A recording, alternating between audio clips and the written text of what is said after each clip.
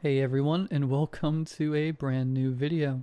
Tonight we have 2 hours of horror stories with no mid-roll ads. I hope you all enjoy them.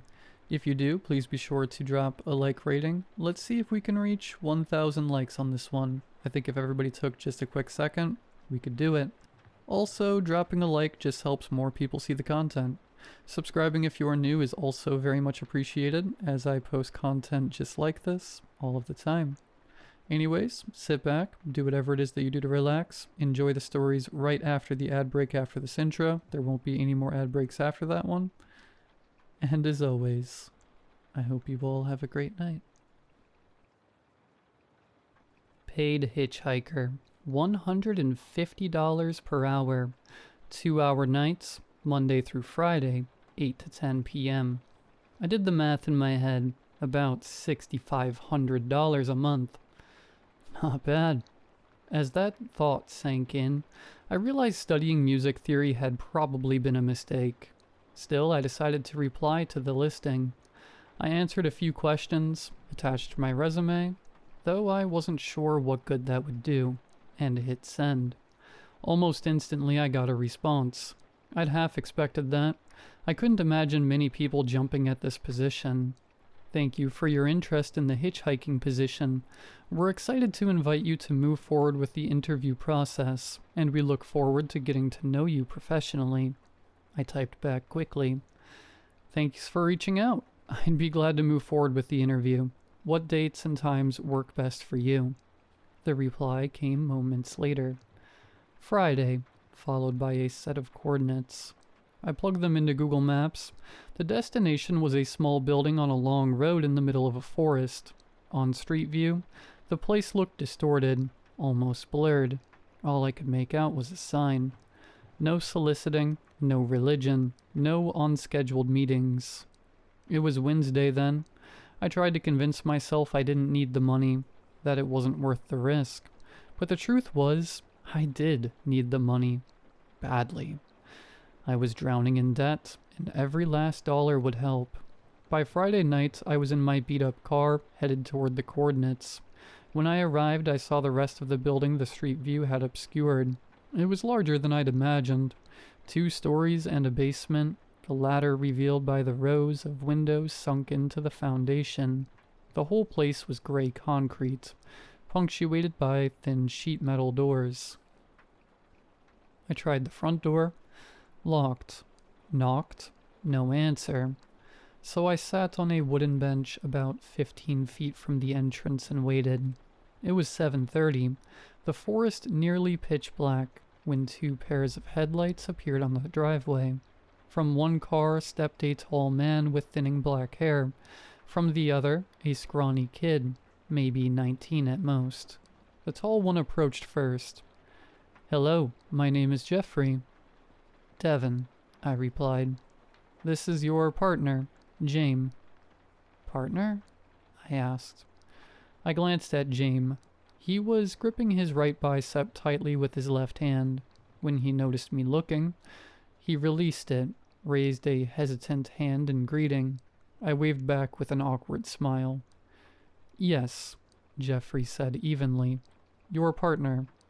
After a long silence, he added, "Shall we head inside?" I nodded, and we followed him in. The interior was exactly what I'd pictured. Bare concrete walls, dim light, and a single desk in the middle of the room. Jeffrey took a seat, and James and I sat opposite him. "Can I ask you both a question?" Jeffrey said, pen poised above a sheet of paper. We nodded. "What was the most scared you've ever been?" I hesitated, hoping James would answer first. He didn't. "My house was broken into when I was 16, I said, giving a small, nervous laugh at the end. Jeffrey scribbled something down, then he turned to James. "I don't know," James muttered. Jeffrey studied him for a moment, then nodded. "Very well. Shall we get you both suited up?" We exchanged a glance and answered, "Sure." He led us to a small room with a closet and 2 changing booths, handing me a bag of ragged, tattered clothing. He gestured for me to change. Inside the booth, I slipped into the clothes. They looked filthy, but smelled surprisingly clean. When I stepped out, I saw James. He was dressed in a perfectly tailored suit, spotless and elegant. We stared at each other in confusion.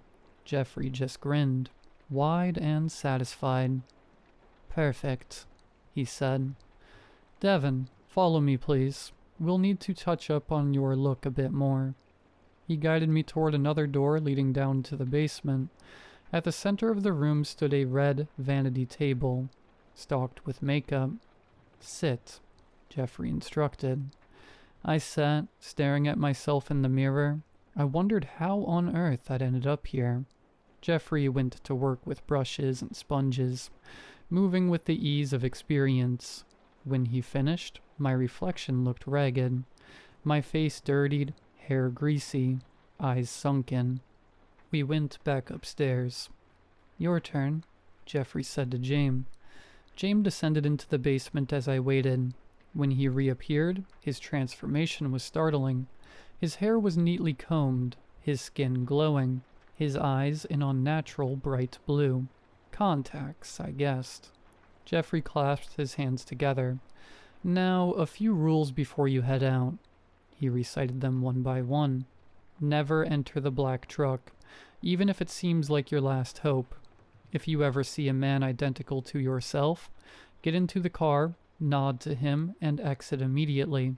If the radio is set to 99.3, get out of the car, no matter how fast it's moving. Never allow your driver to pick up another hitchhiker." "Everything clear?" We both nodded. "Wonderful. Please, follow me." He led us to his car, opening the front passenger seat and one of the back doors. James hesitated, so I took the front. "We'll head to your site first, James," Jeffrey said. "Okay," James murmured. We drove through darkness and silence until a bench appeared by the roadside, identical to the one I'd waited on earlier. "Your stop," Jeffrey said. James stepped out, sat on the bench, and stuck out his thumb. "Onwards to your site," Jeffrey told me. As we drove, I finally asked what had been nagging at me. "Why did James get the nice makeover? Wouldn't I be better suited to play the businessman?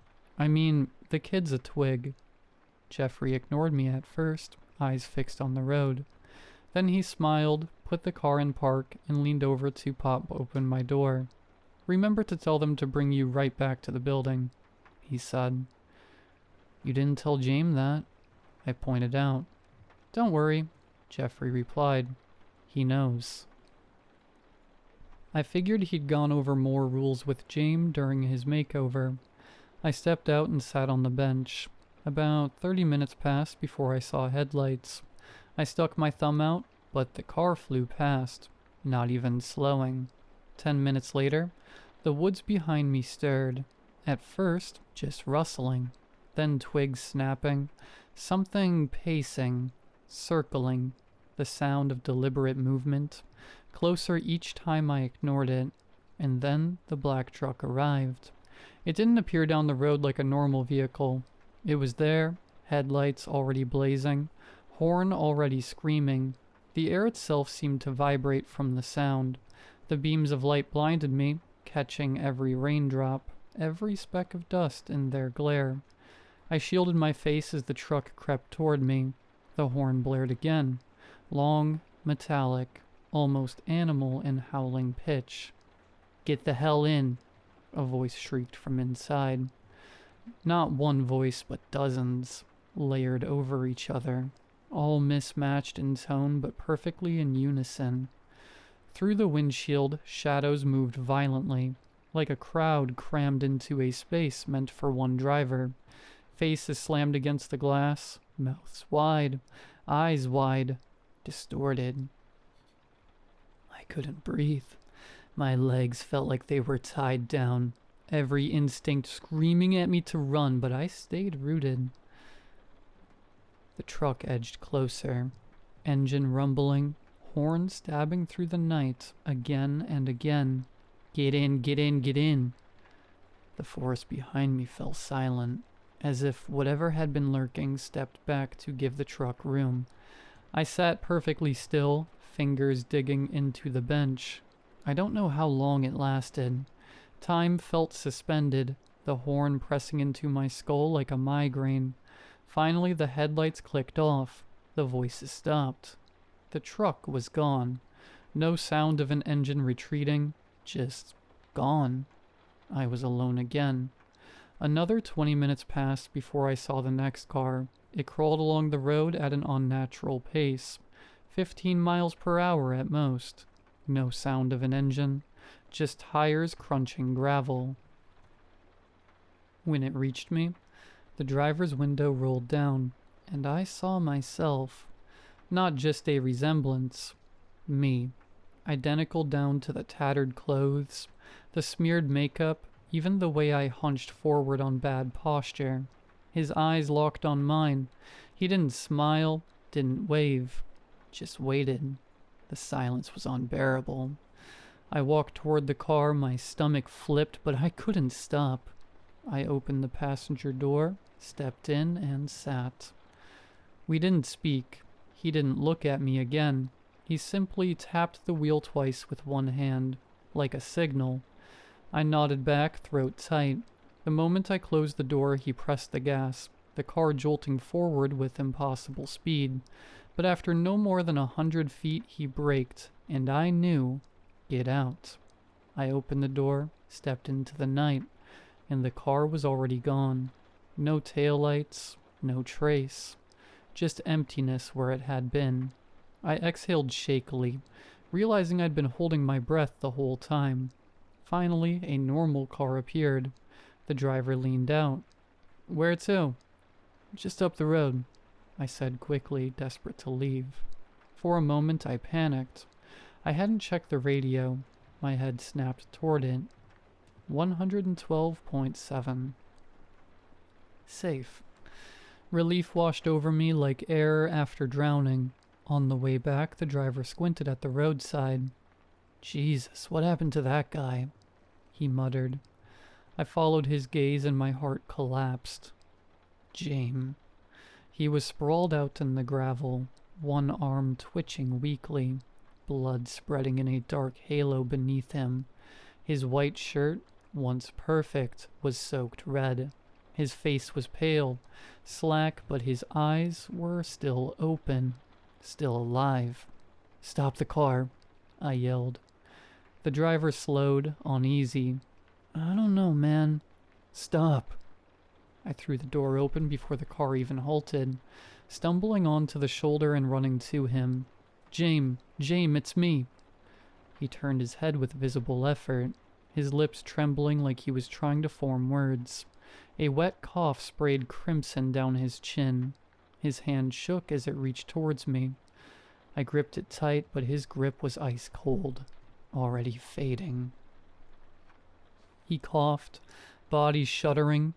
"Don't let them." His eyes darted toward the trees as if something was watching us. Then back to me, wide and terrified. "Promise me."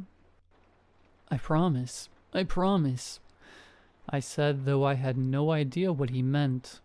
His chest rose once more, then faltered. His body went slack. Nothing. Just the trickle of blood running downhill, soaking into the gravel. Behind me, the driver called out nervously, "Hey man, we should go. Seriously, we should go." I pressed James' hand to my chest one last time before laying it down. My own hands were trembling so badly I could barely stand. Tears blurred my vision as I staggered back to the car. I didn't speak for the rest of the ride. When Jeffrey greeted me back at the building with his usual cheer, I could barely contain myself. "Did you see James?" he asked lightly. "He's dead," I snapped, voice cracking. Jeffrey only tilted his head, almost like he was amused. "Oh, what a shame. Don't stay the night." "That's it? That's all you have to say?" "I told you not to worry about your partners, Devin. It does no good." I wanted to scream at him, but the words died in my throat. Instead, I turned and left. The drive back home was silent. My knuckles were white on the steering wheel, James' last words echoing in my head. The forest road stretched endlessly, a tunnel of black trees pressing in on both sides. That's when I saw him, a lone figure on the shoulder, illuminated in my headlights. He was filthy, long, tangled beard, patchy, buzzed scalp, and clothes that looked like they'd been torn to shreds weeks ago. He was already standing with his thumb out, arm stiff like it had been raised for hours. I slowed instinctively. Something about him made my stomach twist. His eyes glinted in the light, too sharp, too deliberate. I pressed on the gas, deciding to pass him. The moment I did, his head snapped toward me. His eyes followed my car perfectly, his body jerking into motion. He ran. I glanced in the mirror and nearly swerved. The man was sprinting after me, barefoot, stumbling, but impossibly fast. His mouth hung open, teeth bared, and his voice carried through the trees. "Coward!" he bellowed, the word ragged, broken by wheezes. I floored it, but his voice didn't fade. "Coward! You'll end like the rest." I couldn't stop shaking. My speedometer climbed, but still, his figure clung to the road in my mirror longer than it should have. Too long, until finally, after what felt like a mile, he was gone. The forest swallowed him, but his voice lingered in my ears like static. Coward, coward, and like the rest. By the time I got home, my hands still hadn't stopped trembling. I went to bed without changing, face pressed into the pillow, heart pounding. 2 months passed. Jeffrey replaced James again and again, but none lasted longer than a week.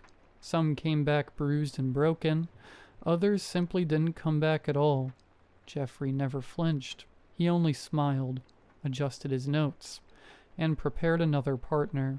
And I kept returning, night after night. Each ride gnawed away at me. The rules ran laps in my head even when I was home, as if the job followed me there. Tomorrow night, I've decided. I'm going to talk to Jeffrey about quitting. I've already rehearsed how I'll say it. Firm, polite, like it's just a simple resignation. I hope he understands.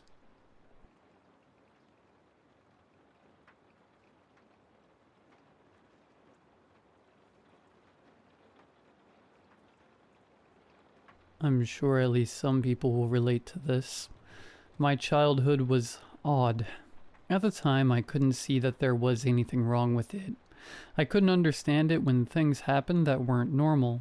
I went to school, had friends, and played games like any other kid. I had loving parents and an annoying sister, just like many other kids my age did. My grandparents, aunts, and uncles would often visit. I didn't like when my grandmother came. She was a strict woman and honestly, she scared me. I can remember vividly one summer she came over. She looked my sister and I up and down, then turned to my father and asked, "What about the other one? I thought you said get it over with and end this farce." He pulled her aside and told my sister and I to go play outside. She left that night and never came to visit again. There were so many things that I never learned should be questioned. I never comprehended that they were something I should question. Most of them felt small at the time. We had a picture of our family tree in our hallway, a long line of sibling pairs as far back as anyone remembered, and yet by each of them was space for a third. My mother would bring in extra groceries every trip, and sometimes set an extra plate at dinner, then quietly put it away again. But there was one rule that we were never to break. We weren't allowed to speak at home. Rather, we weren't allowed to raise our voices above a whisper.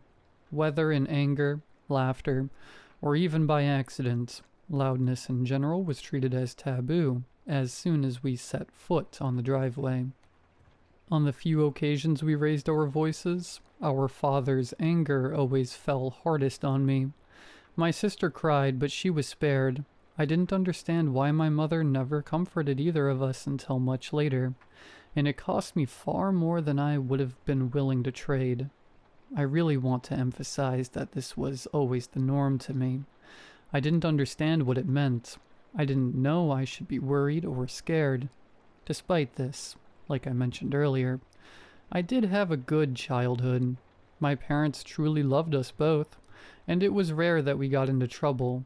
I had a lot of friends at school, and I'd often spend the majority of my day at one of their houses, playing PS2 or taking advantage of their trampoline, which I had always been envious of. My dad didn't like it.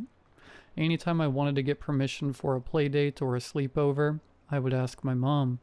This would be followed by tense, coarse whispers between the two of them in their room. Sometimes they'd let me, other times not. Hindsight truly is a taunting thing. I can't tell you how many nights I've spent lying awake wishing my dad had won those hushed arguments. I wish to myself as I toss and turn that I hadn't been born to my parents, that I hadn't been born at all. But even more vicious than hindsight is the past itself. It stands with absolute resoluteness. It is unchangeable and unforgettable, a wound that never heals until the day the afflicted passes away. Siblings are supposed to be mean to each other when they're young. It's part of how they grow up, how they learn social skills. So when my friend suggested that we scare my sister during a sleepover, I was immediately on board. I wasn't allowed to have friends over at our house, but I told them I could record it all and show them the next day. I was beyond excited to have something to rub in my sister's face. She was the eldest, and I wanted to get the upper hand on her for once. As any little girl would, she screamed when she saw the rubber snake under her pillow. It wasn't a long scream. She covered her mouth with her hands almost as soon as it left her lips. But it was enough. There was a moment of silence right after she screamed that felt never-ending. Then my parents ran into the room. They saw her, mouth still covered and eyes wide with terror. Then the toy snake on her bed. My father cursed under his breath before scooping up my sister into his arms. My mother looked like she was going to cry. Her eyes darted down even before the noises began. Scratching. Something was scratching the wooden floor underneath our feet. Light at first. Soft. Almost as if it was asking to be let in politely. Then louder. Louder and louder until it was violently clawing away at the wood like tissue paper. The boards bent first, bowing upward as if the house itself were breathing. Then they split, splinters flying, and something began to crawl through. When my father saw what had emerged from below our feet, he set my sister down and stepped away. All he said was, "I'm sorry." He didn't sound angry. He didn't sound afraid. Just tired. Like he'd been waiting for this. As if he had expected it. It was small. We had raccoons in our backyard that my sister and I would try to catch. At that moment, that's the only size comparison that I could think of. It crawled on its hands and knees, bloated and red as if its skin was being pulled taut over too much of its own body. A putrid, fleshy cord dangled over its shoulders, coiling around its neck before disappearing into its own swollen belly. How could something so sickly, so small, be so strong? Its eyes locked onto my sister and I jumped between the two. My mother cried out, "No!" Before either of my parents could move, the rotten child seized my ankle and hurled me across the room as if I were a toy soldier. I hit the wall and my mom came to pick me up, both shielding and restraining me. But even if I had broken free, it wouldn't have mattered. In seconds it had her. My sister's nails scraped across the floorboards. Her muffled cry cut short as the thing dragged her into the hole below. I heard her scream again, but this time it wasn't her hands that silenced it. The sound of flesh being torn from sinew, ligaments snapping, bones breaking. Then her voice called again. "Mom, Dad." It pulled itself back up from the darkness. The sight of it now forced me to vomit on the floor. It was bigger, but wrong. Its arms and legs were uneven, its hands a clutter of mismatched fingers, as though it had been playing with bones the way a child plays with toys, jamming them into place, trying to look like my sister. Patches of her brown hair sprouted from swollen red skin, clumps of it slick with blood. Her white teeth were crammed into its gray gums, sharp and uneven, like butcher knives buried in raw meat. But worst of all were the eyes. They were her eyes. I could still see the fear they held only moments ago, the betrayal and terror she had experienced. My father scooped my sister up in his arms and carried her out of the room. I could hear the monstrous, joyful cries as she tried to use her new, stolen voice. The rest of my childhood was spent pretending the monster had always been my sister, pretending that her laugh was hers, that her smile was hers. I was punished more harshly for mistreating her than I ever was for breaking the rule of silence. I moved out when I turned 16 and continued my game of pretend. I pretended my childhood never happened, that I was a normal man with a normal past and a normal family. Only one thing brings me comfort now. No matter how much my parents beg and plead and yell and berate, I will never have children. This ends with me, and it ends with her.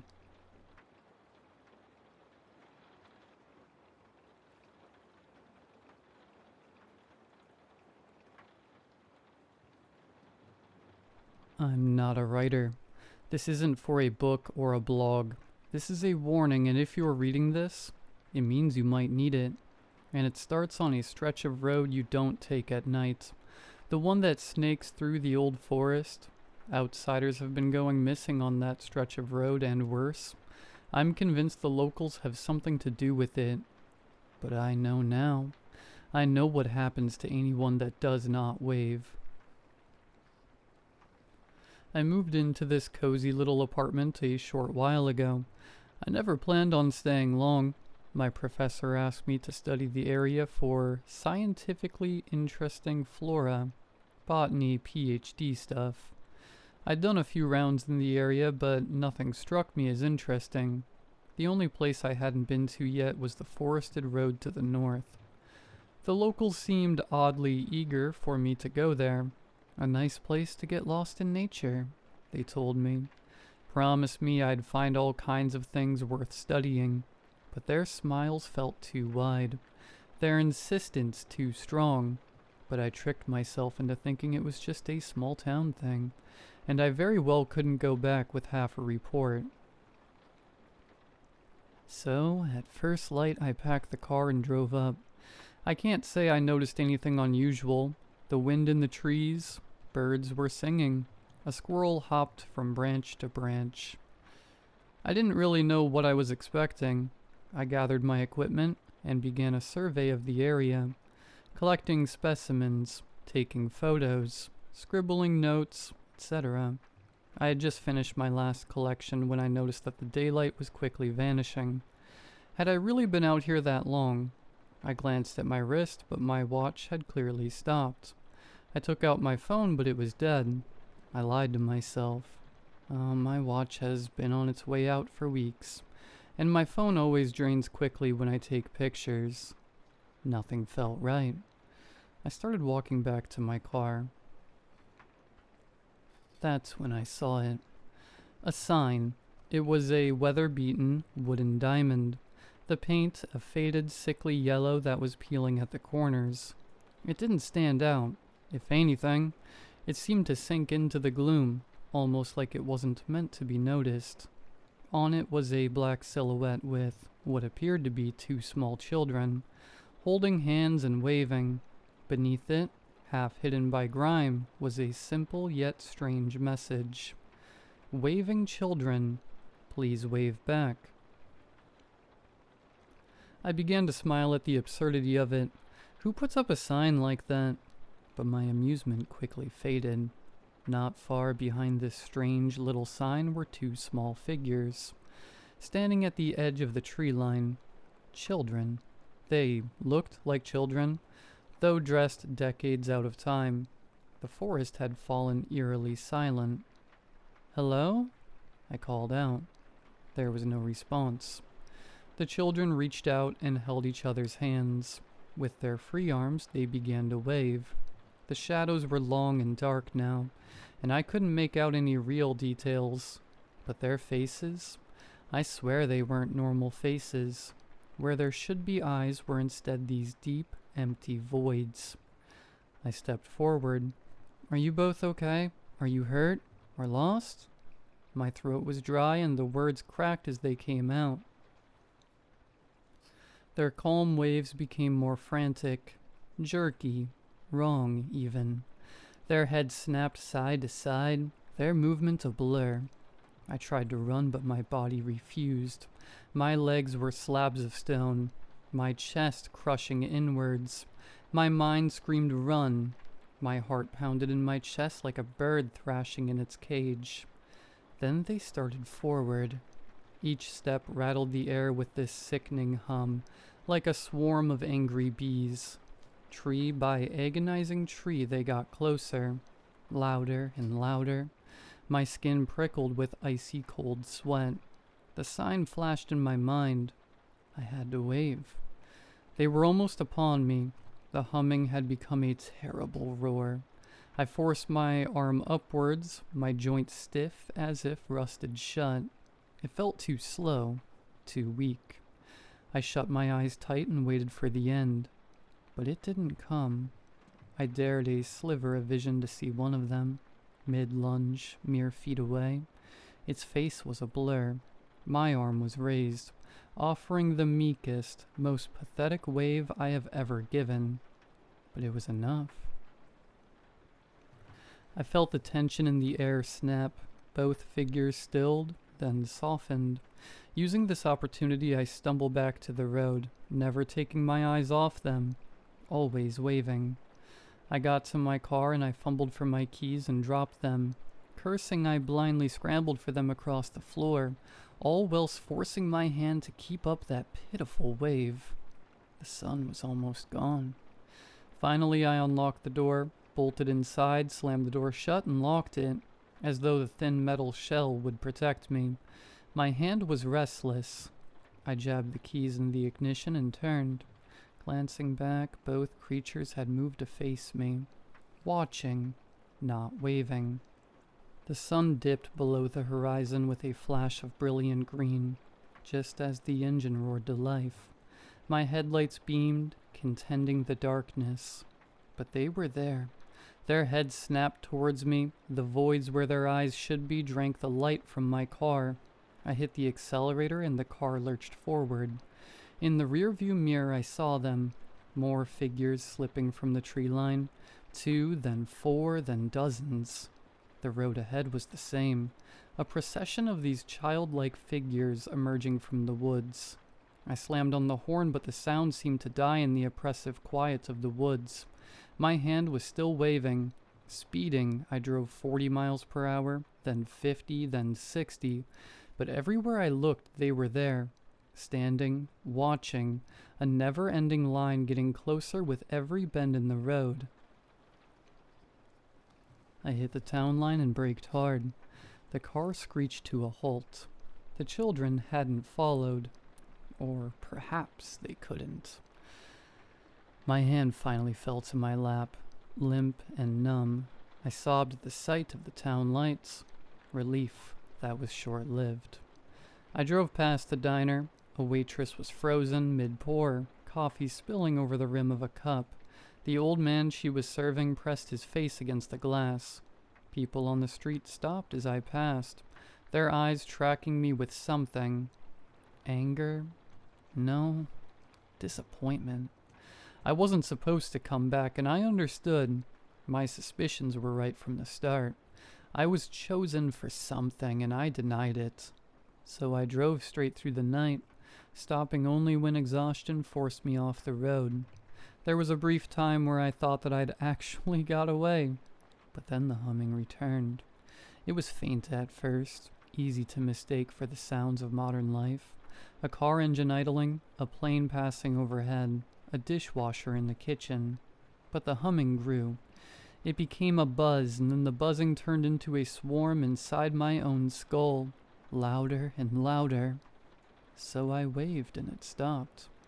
So now I can't stop waving. My arms ache and my joints throb.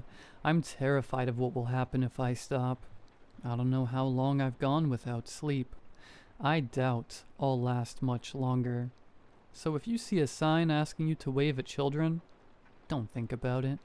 Don't hesitate. For your sake, just wave. Please. Wave back.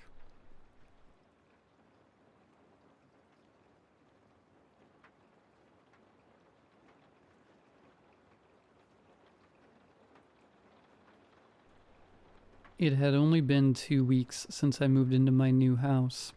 I never thought I'd have enough money for a cute little home with a garden like this. But luck was finally on my side, and lately, I'd been earning well. The house wasn't big.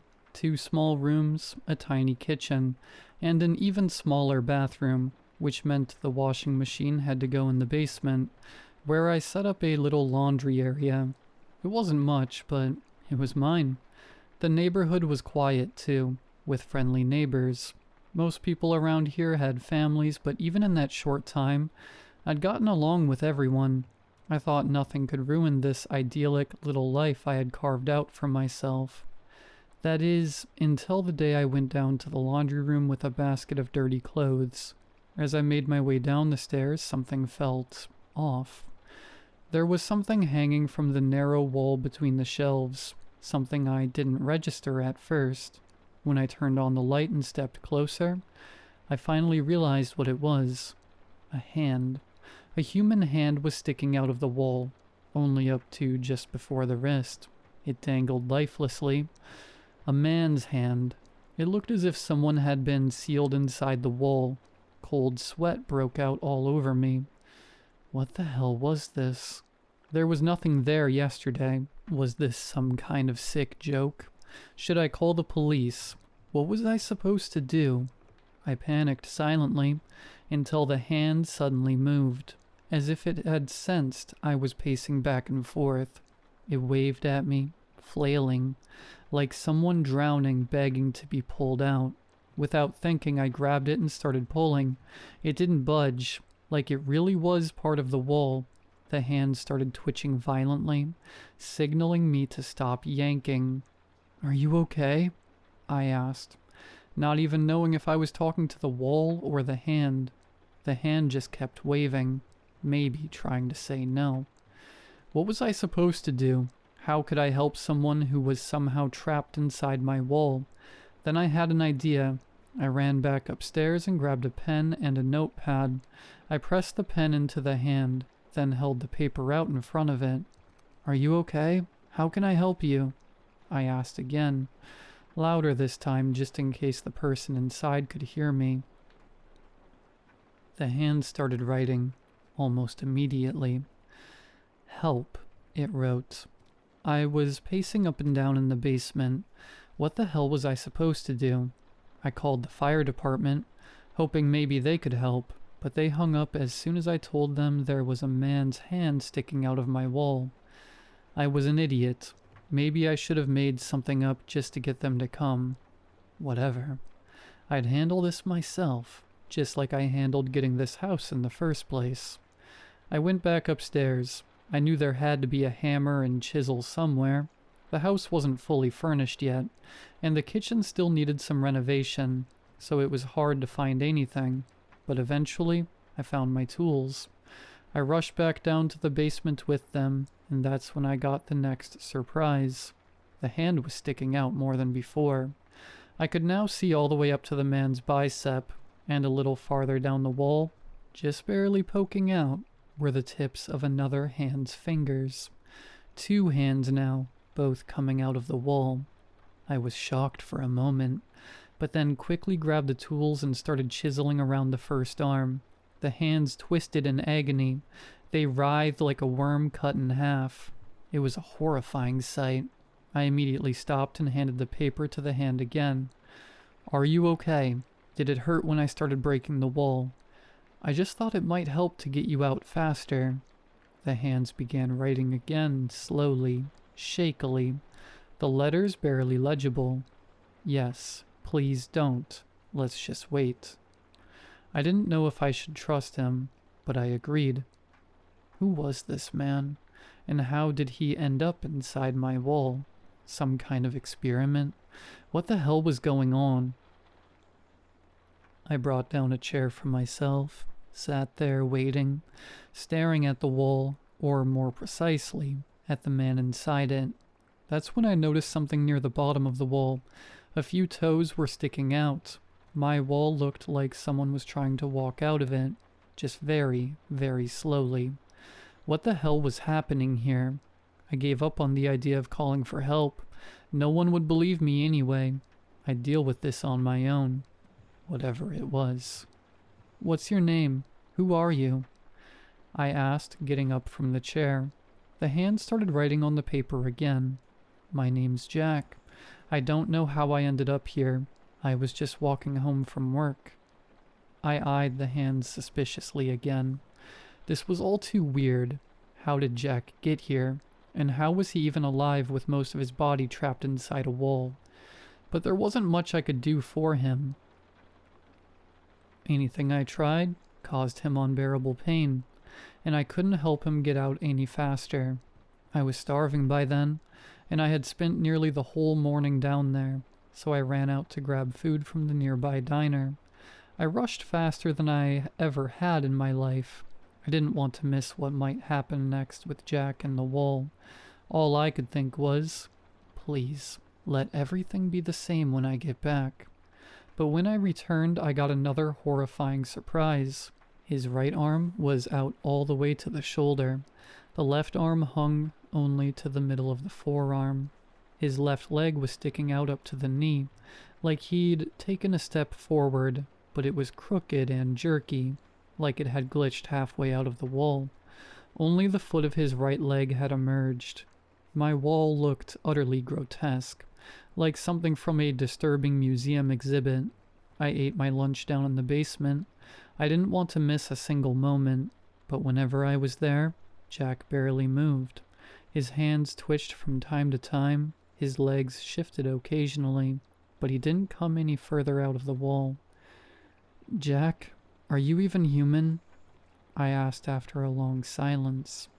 Jack's hands began writing again. At least by now, he could hold the notepad himself. "Of course I'm human. I don't know what the hell happened. I just want to go home, goddammit." I felt a bit sorry for the guy. How the hell could he end up in a situation like this? Did someone do this to him? Or was it something else? Watching the wall was getting pretty dull. Time crawled by slowly. That's when my doorbell rang. Someone was at my door. I hurried upstairs, hoping somehow that it might be connected to Jack. Maybe someone had come up with an explanation. But it was just my neighbor. He invited me to a backyard party for the weekend. He and his wife were hosting a little cookout with a kiddie pool, and they were inviting the other neighbors. As the new guy on the block, I was welcome too. The thought crossed my mind to mention Jack in the basement, but as soon as I was about to say something, I realized it was better to keep my mouth shut. Not exactly the best first impression to say, "Oh, by the way, I've got a half-naked man coming out of my basement wall." I'd sound like a lunatic, or a killer, or both. So I just accepted the invitation and said I'd bring something as a gift. As soon as the neighbor left, I rushed back downstairs, and thank God I hadn't said a word about Jack. His right arm was still only visible up to the shoulder, but the left was now out to the top of the elbow. His left leg was fully free, and the right hand emerged up to mid-thigh. His hips were beginning to show through the wall, and yes, so was his... I was completely shocked. A naked man was crawling out of my basement wall. What was going on? No matter how hard I tried to stay in the basement all afternoon, there were things that eventually forced me to go upstairs. One of them was a bathroom break, but I tried to take care of everything all at once. After using the toilet, I quickly made myself some dinner, and of course, in my rush, I managed to cut my finger, so I had to deal with that too, but at least it gave me an idea. I brought water and dinner down with me, and embarrassing as it is, I also brought a bucket to, do my business in. I was worried Jack might come through while I wasn't there. I also brought down a pair of pants. They were the same old ones I used when painting the house. Now I figured Jack could wear them, since the lower half was already fully exposed, and staring at a naked man wasn't exactly comfortable. Once I had all that sorted, I followed through on my idea. I had brought the kitchen knife with me, the one I'd used to slice tomatoes for dinner. I wanted to check if Jack was really human. I grabbed his right hand and gently cut into it with the knife. Didn't go deep. If he was just a regular guy, I didn't want to seriously hurt him. But there was no blood. Not a drop came out of his skin. Jack, what the hell are you? I backed away from the body sticking out of my wall. Jack just flailed his arms. He scrawled something on the paper. I'm human. I haven't hurt anyone. I don't deserve this. I didn't know who or what to believe, but one thing was clear. The knife was staying with me, and I wasn't taking my eyes off him. Unfortunately, the bucket turned out to be a bad idea. By evening, I had to use it twice. Because of that, the basement started to stink pretty badly. It wasn't exactly pleasant to sit around in that kind of smell. I ran upstairs, emptied the bucket, and used the toilet again. I did it as fast as I could, but even so, when I came back down, I was shocked. Jack was almost completely out of the wall. Only his shoulders and everything above them. His neck and entire head were still stuck inside. The old paint-stained pants I had put on him had slipped off, because Jack was shorter and slimmer than me. So once again, he stood there completely naked, like some twisted mannequin. The sight always horrified me. Whenever I came downstairs, I quickly pulled the pants back up on him, at least to cover his lower half. And once again, the doubts began to gnaw at me. Jack looked like a completely normal man. True, I still hadn't seen his face, but his body looked like that of an average man in his 30s. Still, the suspicion lingered. Why didn't he bleed? How did he get into my wall? I decided I wouldn't go back upstairs for a while. I was going to stay there, really wait until Jack came out of the wall. The evening dragged on. It got harder and harder to stay awake. I didn't even want to move from my chair. I just stared at the headless body hanging from my wall, until finally sleep overtook me. I woke up with a start, like someone who'd overslept and missed their alarm. But what really shocked me, Jack was gone. There was no body hanging from the wall, and worse, the basement door was wide open. I climbed up from the basement cautiously. I held the knife in front of me, gripping it tightly. Whatever this was, if Jack tried to attack me, I would defend myself. But nothing like that happened. The hallway was empty. The bathroom seemed empty too. It was in the kitchen where the surprise awaited me. A bald man was standing by the window in my half-finished kitchen. He was looking out, his back turned to me. He was wearing the paint-stained pants. It was Jack. I see you've made it out, Jack, I said to him, still gripping the knife tightly, ready to strike. Jack didn't answer. He just kept staring out the window, looking into my backyard with his back to me. If you need help, we can call someone. Or, I don't know. I continued, still trying to sound diplomatic. They told me no one would be here, Jack said suddenly.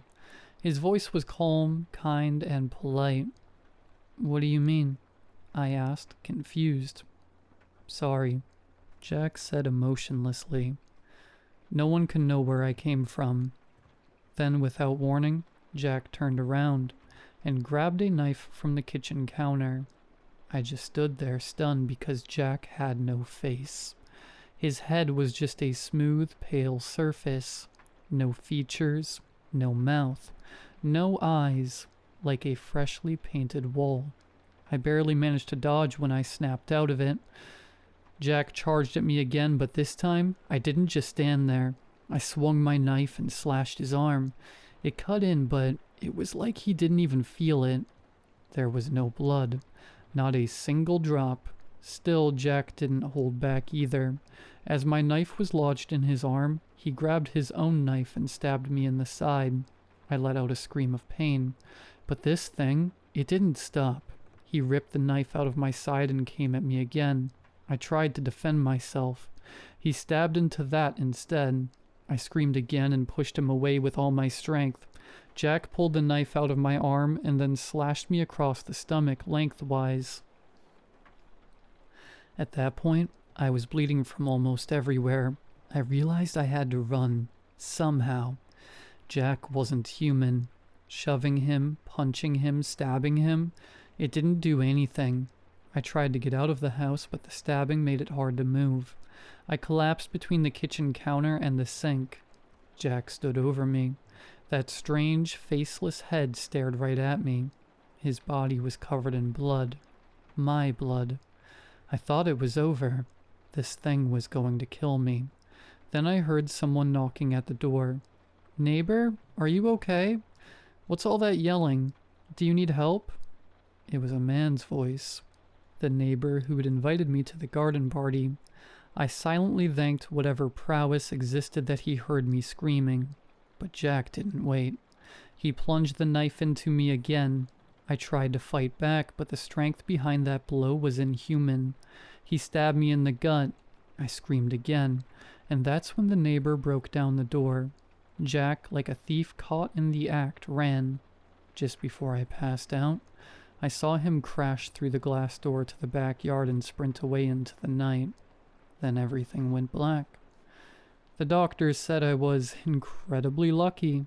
If my neighbor had found me just a little later, or hadn't called the ambulance right away, I would have bled to death right there. I didn't tell the police anything. I said the attacker was wearing a mask, that I couldn't see who it was. It was better this way. They never would have believed me, that a faceless man who climbed out of my basement wall had stabbed me. I thought a lot about what Jack said while I was recovering. I had plenty of time. It took me over half a year to recover from my injuries. Who told Jack that no one would be at that house? And where did he even come from? I had a lot of questions. But one thing I was sure of, if Jack ever came back, or if someone else ever came into our world through my wall, I wouldn't be so useless next time. I wouldn't be caught off guard again.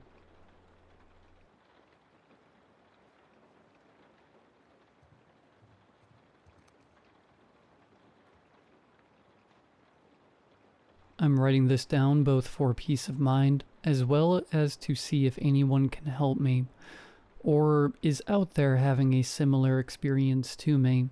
Obvious disclaimer for how outlandish this story will sound, and I expect the ridicule.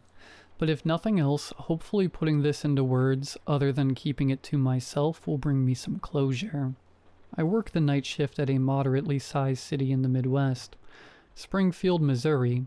The name of where I work isn't important, but for the location you can imagine a town that is lively during the day and quite dead at night, especially during the weekdays.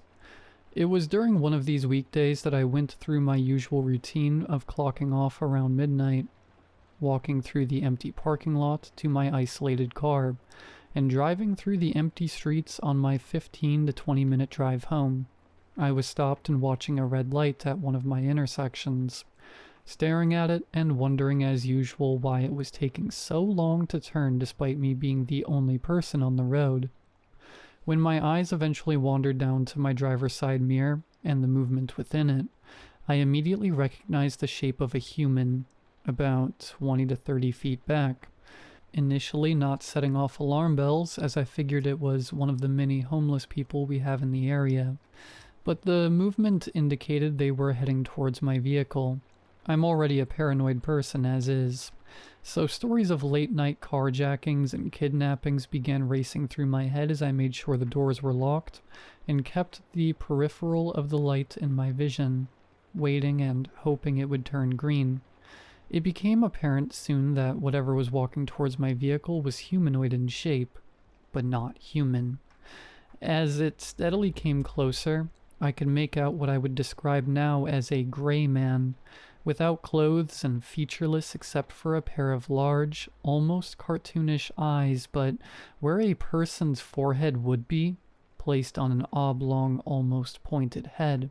I had heard of people going into shock before this, and imagined what it felt like, and in the moment, I still couldn't be sure if that's truly what was happening, or if I was having a mental episode and this was the start of my breakdown. Fight or flight kicked in soon after this passing thought, and my eyes shot back up at the light, still red but with all sense of warning completely lost on me. I slammed my foot on the pedal and made an effort to shoot through the intersection, quickly glancing either side of my vehicle despite knowing I was still the only car here. As I passed directly through the intersection and moved on to the street ahead of me, I realized that the figure in my mirror was now running towards my car. I do not know how fast I was going at this point, as my eyes continued to dart between this thing and the road ahead of me, but assuming now that I was going maybe 50 miles per hour on this two-way street, it continued to keep up with me at pace, never faltering behind or catching up.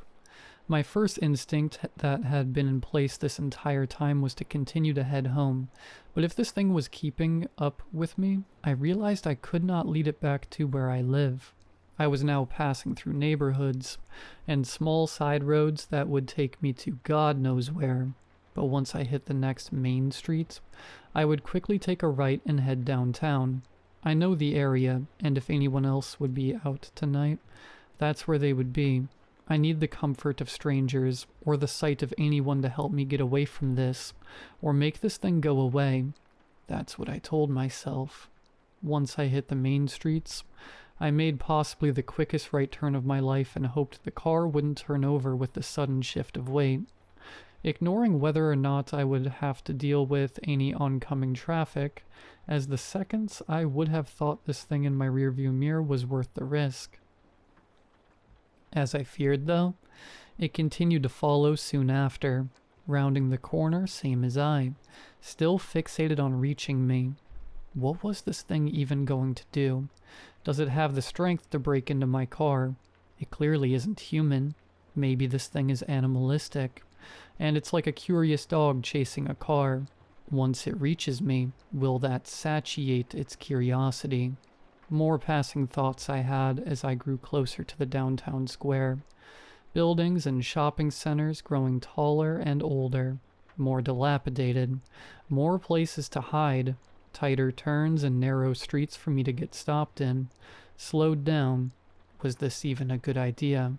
Someone ahead. Thank God I saw a person ahead. Homeless stray, a kid bar hopping, sightseeing. I could care less. I wanted to be near something other than that.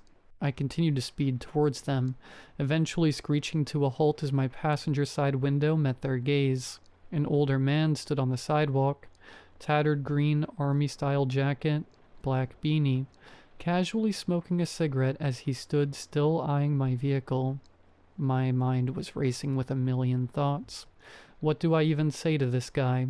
Is he going to think I'm crazy? Is he crazy? It's gone. The figure was no longer in my mirror. My eyes lingered on an empty street that arched over a hill, illuminated with dim lights and dotted with trees. I watched for a while, giving little care to the stranger directly outside my car, waiting to see anything.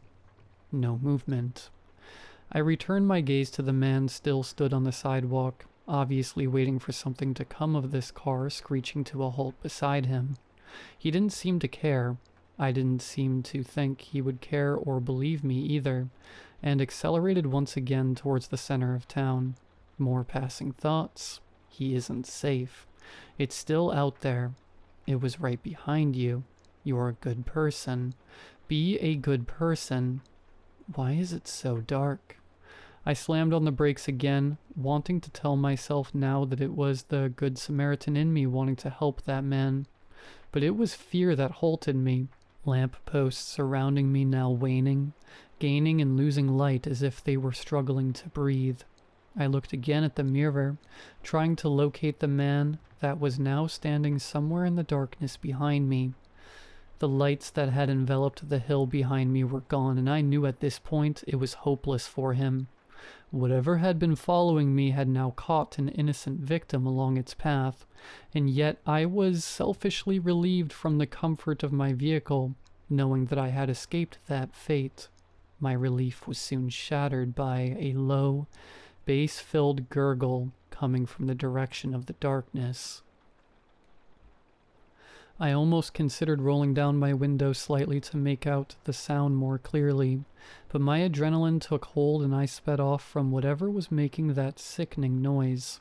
Whatever had become of that poor man, whatever it was doing, in my mind it occupied that thing long enough for me to use the opportunity and get home, get away from this nightmare.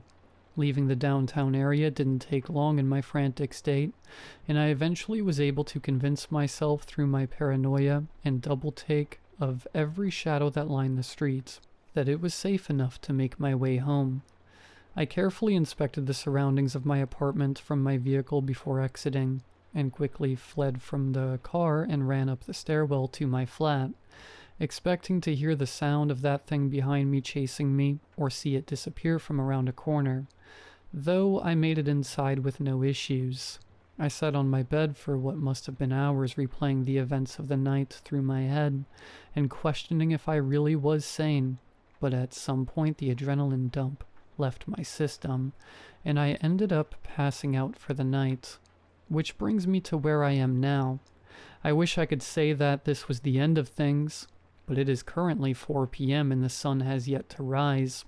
There are no clouds in the sky, no birds chirping or dogs barking, no neighbors arguing next door or kids running up and down the stairwell, nobody outside commuting to and from work or heading out for a family dinner. I've been watching since I woke up at around 9 a.m., already confused as to why there was nothing but pitch black coming from the curtains behind my window. I have tried calling family members, friends, messaging friends online, but I've heard nothing in response. Am I still asleep? Am I sane? Is this some kind of punishment for abandoning that man? Continuous passing thoughts that drown out the silence. The internet appears to still be working, which is how I'm posting this for anyone who happens to find and read it now. If anyone is out there, life online seems to have stopped like it has here. No messages or social media posts, or forums or news articles. Just static. Frozen. I tried eventually to lightly knock on some of the neighbors' doors to see if they're home, and with no luck. But now I don't dare go back outside. I can see them through my window as I peek through the blinds now. Below in the parking lot, 2 of them, standing outside of my car, inspecting it like a piece of alien machinery. They know I'm nearby. They know I'm alive. I don't know how long I can hide.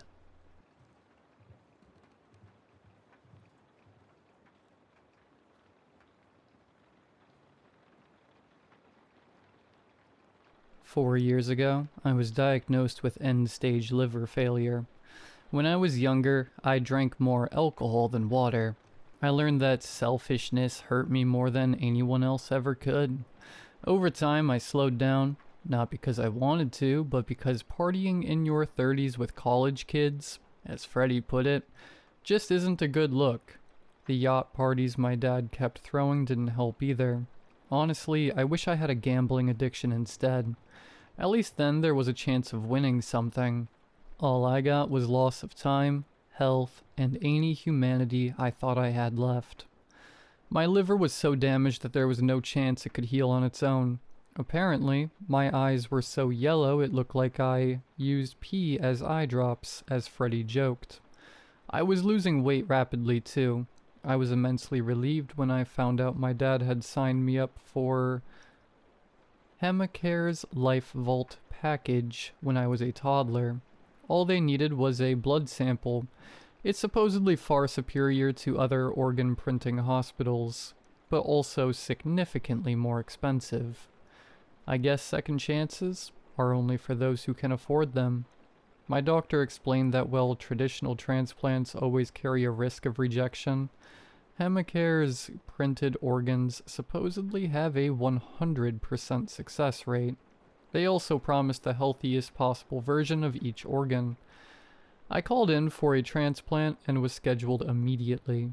When I arrived a few weeks later, the facility felt more like a luxury hotel than a hospital, aside from the ever-present sterile smell in the stagnant air.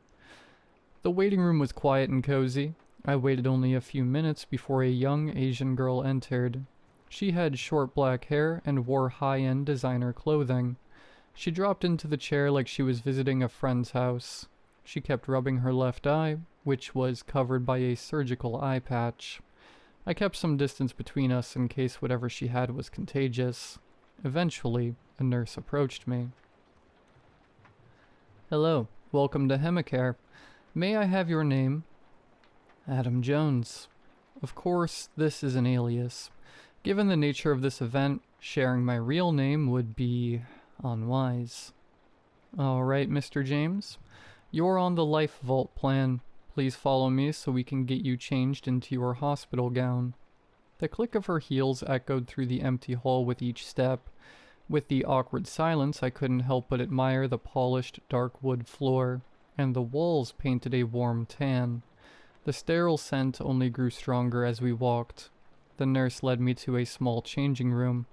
I swapped my expensive, rumpled suit I'd slept in for a few days for a surprisingly soft gown.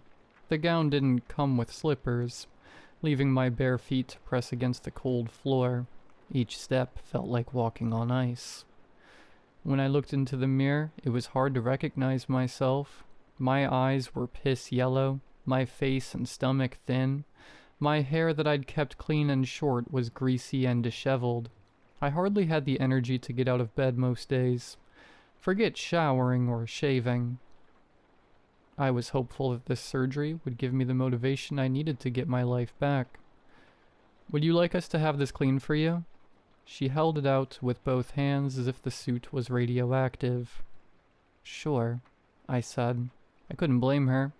It was filthy, and I had been too exhausted to change. "Of course. Please follow me to your room." She sealed the suit in a clear garment bag and led the way. Halfway down the hall, we were stopped at an intersection by two male nurses pulling a cart carrying a large red container about the size of a coffin. The shorter of the two men paused for a moment to look at his clipboard. As he scanned the page, a soft thud came from the container. He looked fearfully at the other nurse, who swiftly grabbed the handle of the cart and pulled it down the hallway, walking as fast as he could without running. The shorter nurse scrambled to follow him, throwing a nervous glance at me. I gazed down the hall they had come from and noticed a door labeled "Spare Room." It was the only one with a badge scanner. I could see a red light glowing from under the door. Curiosity tugged at me. "What's in there?" I asked. The nurse looked briefly toward the door, clearly shaken by what just transpired. "Oh," she laughed nervously. "That's just the spare room. We store emergency equipment and replacement supplies there. Now, please follow me. We've almost reached your room." As we walked, I couldn't stop thinking about that room. I glanced back. The red light was gone. But my interest wasn't. When we reached my room, I noticed it had the same ID scanner as the spare room door from earlier. The nurse swiped the card hanging from her neck, and the door clicked open. When I entered the room, I was genuinely surprised. I've stayed in hotel rooms far less luxurious than this. The bed was all white, The room dimly lit and stylishly modern. Gray leather couches, a dark marble coffee table, a door to my own restroom, a huge flat-screen TV, and even a sleek mini fridge humming quietly in the corner. This is where you'll stay while you're being treated. The duration depends on how your body responds. You're free to leave the building, but we strongly recommend you don't, especially before and after the surgery. Please make yourself at home. I'll go call your surgeon. Naturally, I checked the fridge first. It was stocked with soft foods, applesauce, pudding, protein shakes, and an assortment of jelly. I took a cherry jelly cup and a plastic spoon, sat on the couch, and took my first bite of real food in days. You know you're at rock bottom when jelly is the most nutritious thing you've eaten in a week. The translucent jelly glowed an unnatural red under the warmth of the overhead light. It brought back the memory of the light seeping from beneath the spare room door. I decided to go take a look around the hospital, but when I made my way over to the door and turned the handle, it didn't budge. It was locked.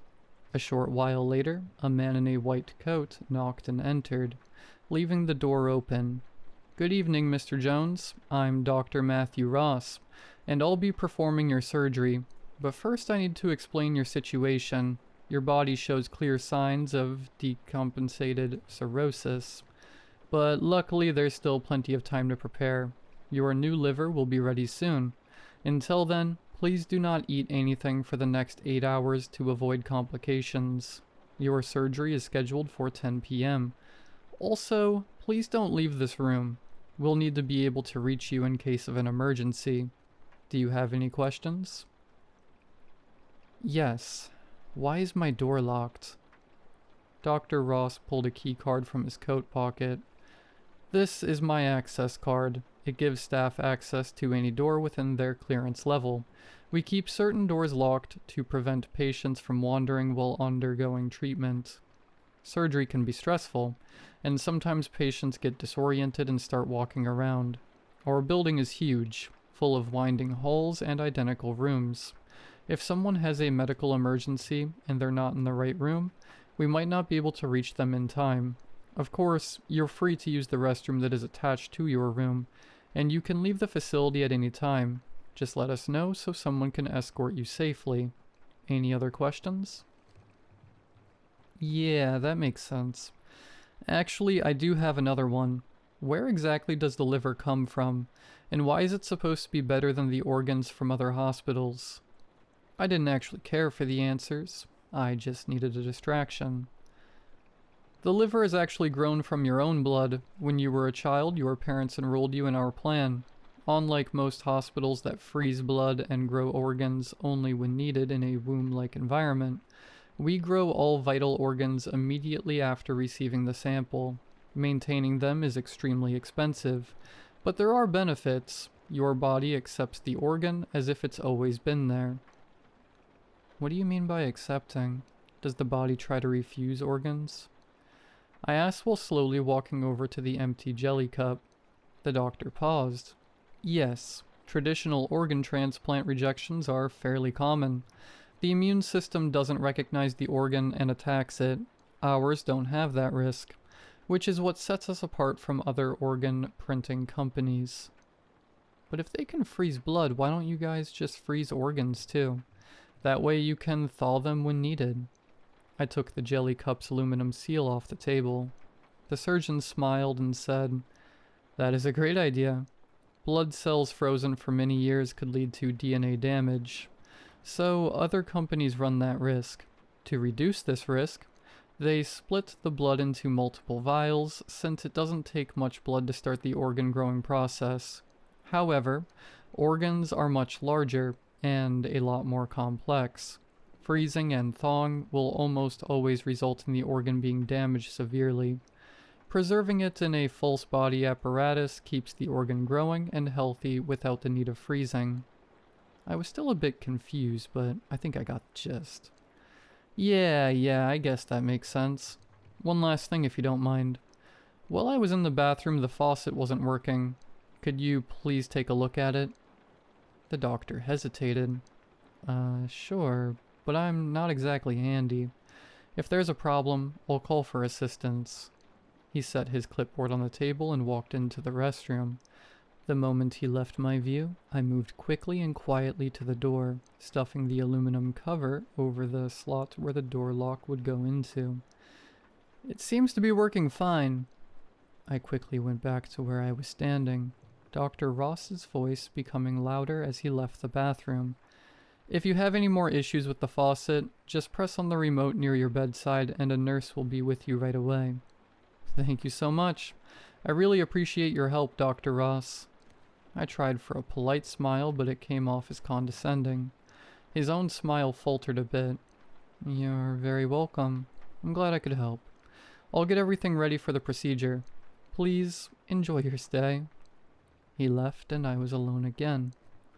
Bored of endless scrolling through streaming services, I sat in silence, waiting for the coast to clear. Eventually, I decided it was safe to leave. I had to know what the source of that red light was, and what made that noise from inside the container. I got up and turned the door handle slowly, careful to not make noise. The hallways were just as empty as before, but without the nurse's rhythmic steps. I wandered through the repeating hallways.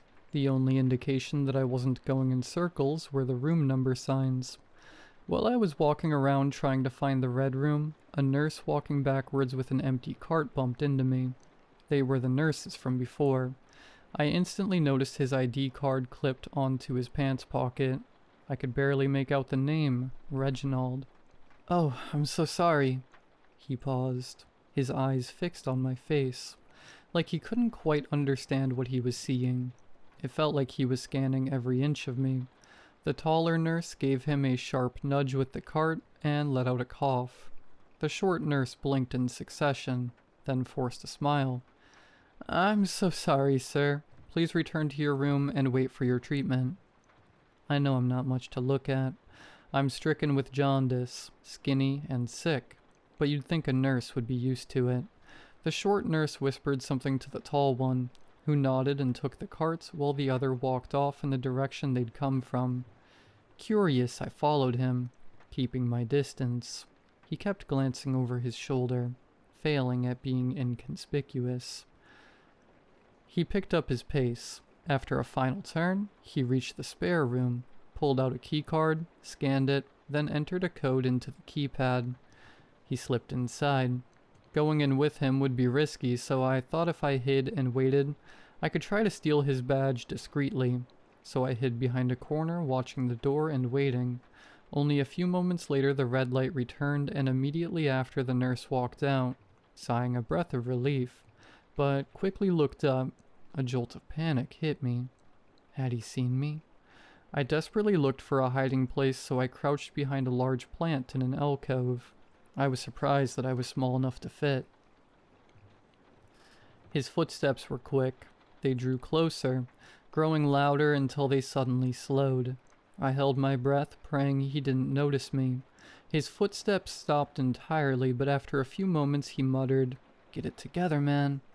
Then his footsteps continued, completely unaware that I was there. I knew that if I was found, they'd tighten up security. Then I'd have no chance of knowing what was in that room, and I'd be mortified that I'd been found crouched half naked behind a plant like a lunatic. After a minute of silence, I sprinted to the door. Miraculously, the nurse left his card in the scanner. I looked over my shoulder to make sure no one was around, and reached for the door handle.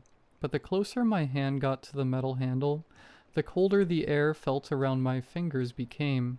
I hesitated for a moment, doubts crawling down my body like spiders, but curiosity pushed through, and I gently opened the door.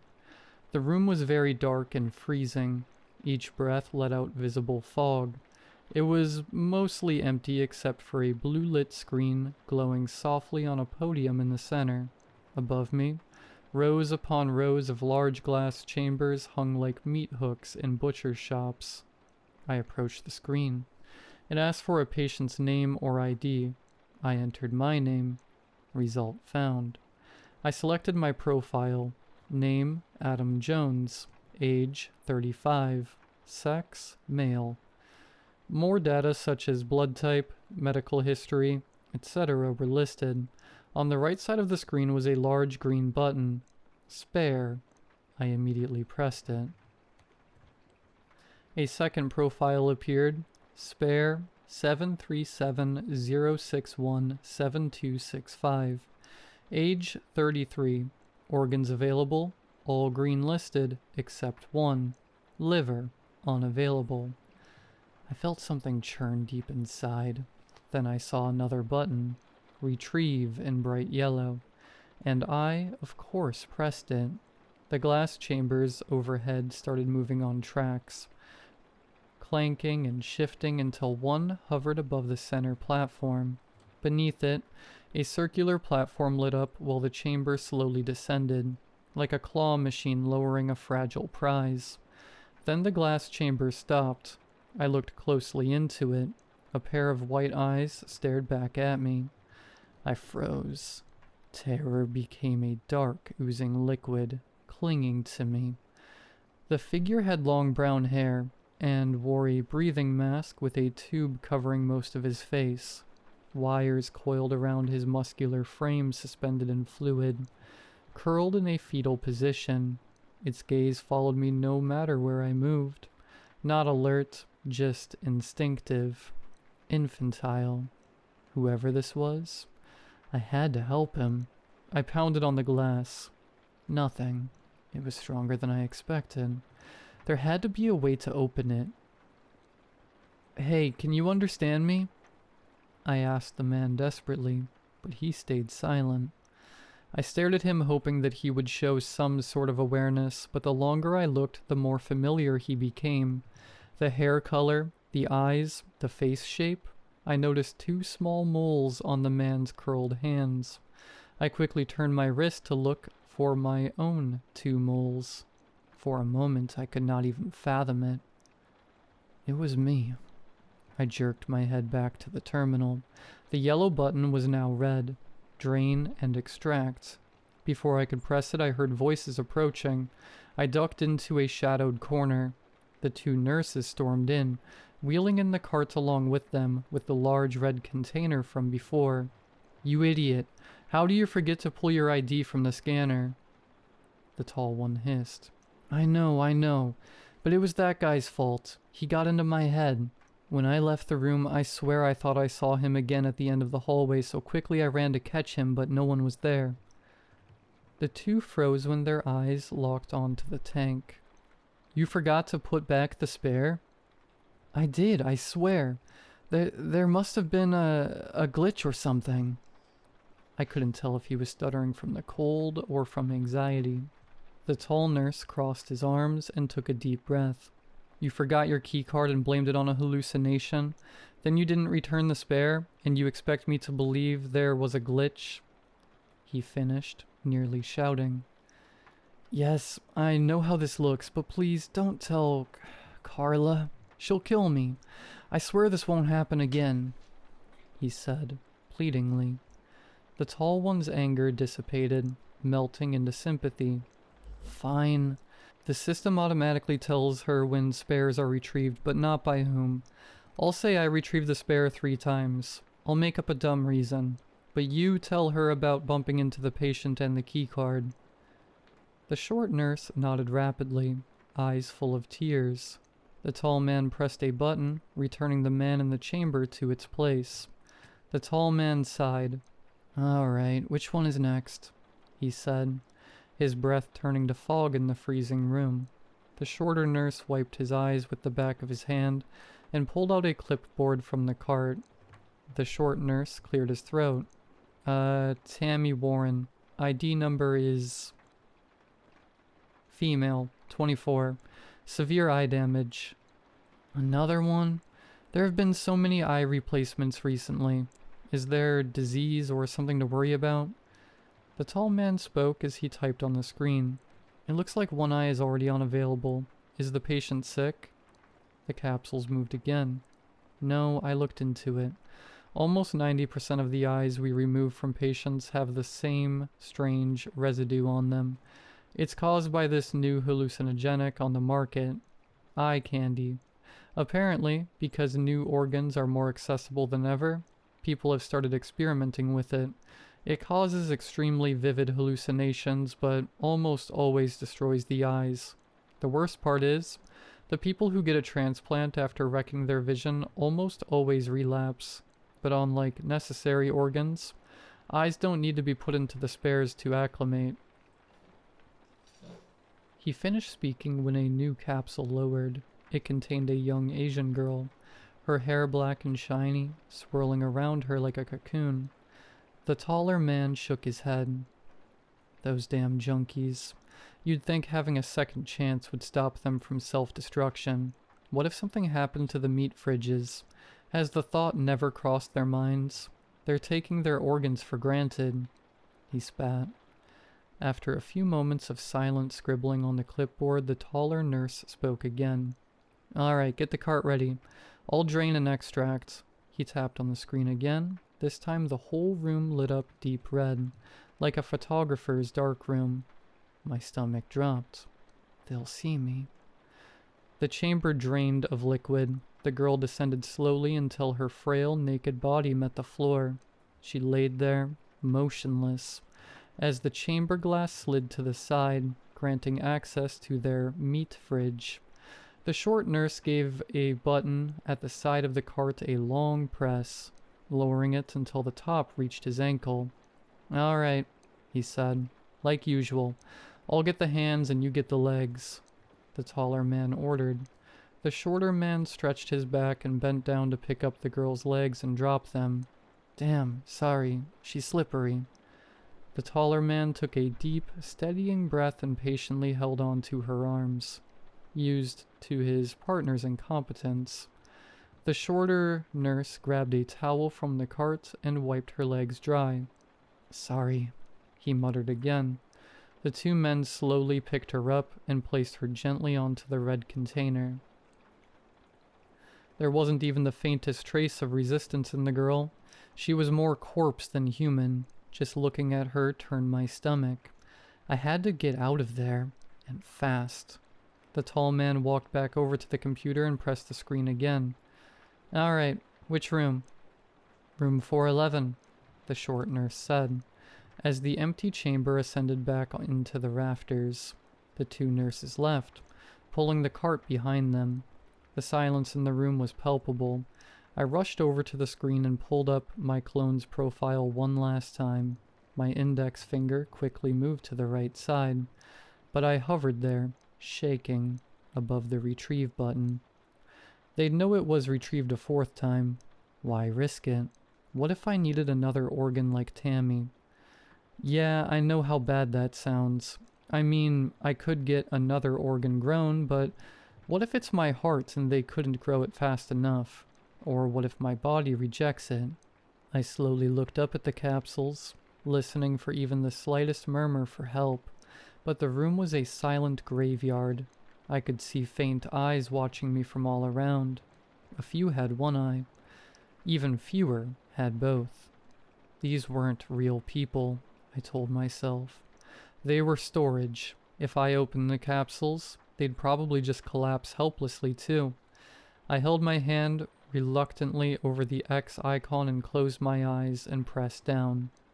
Maybe someone else will help them. Walking out of that room, I'd convinced myself I couldn't, that I wouldn't even know how. Now, 4 years later, I know that was BS. I even knew it then, but I still walked away. I'm hoping that by writing this and telling the word, that someone will see this and do what I couldn't. I couldn't help them, and I can't help now. I can't go back. I can't face those lifeless eyes that I left behind. I still remember those eyes as I reach for another bottle.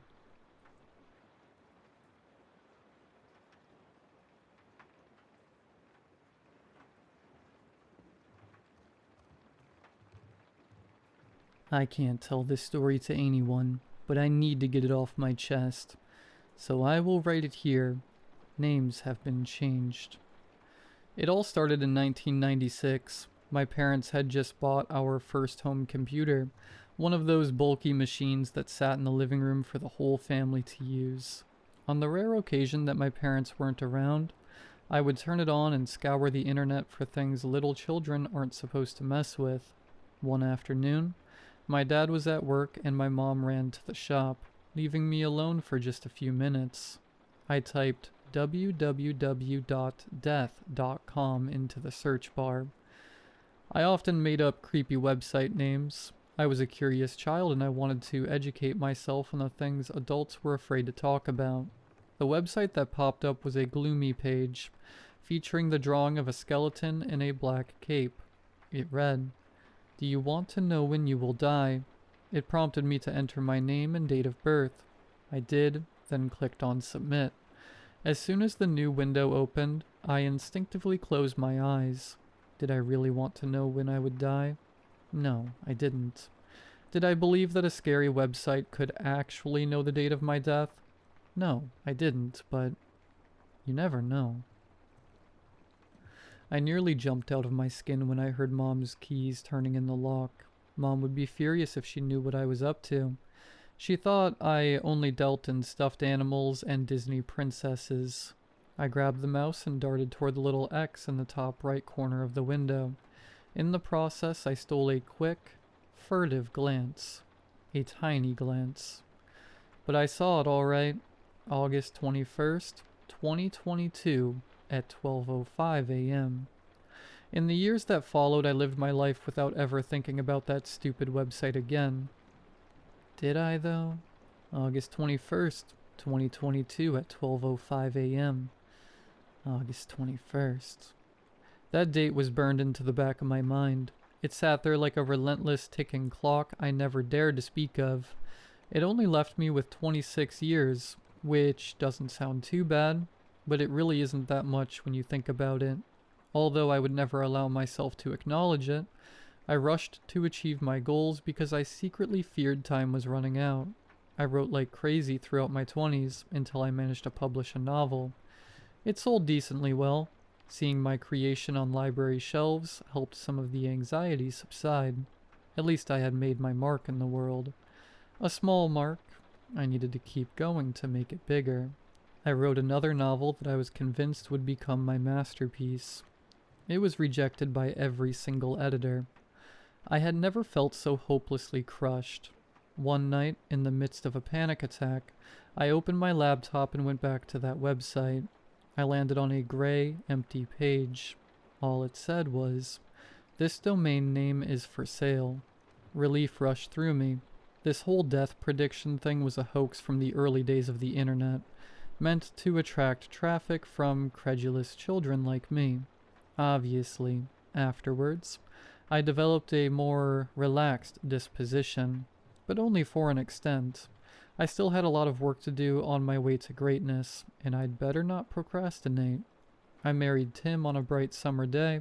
From the moment I met him, I knew he was the one. Sweet, dependable, down to earth. As a tax accountant, he had a comfortable paycheck, great benefits, and a solid life insurance policy.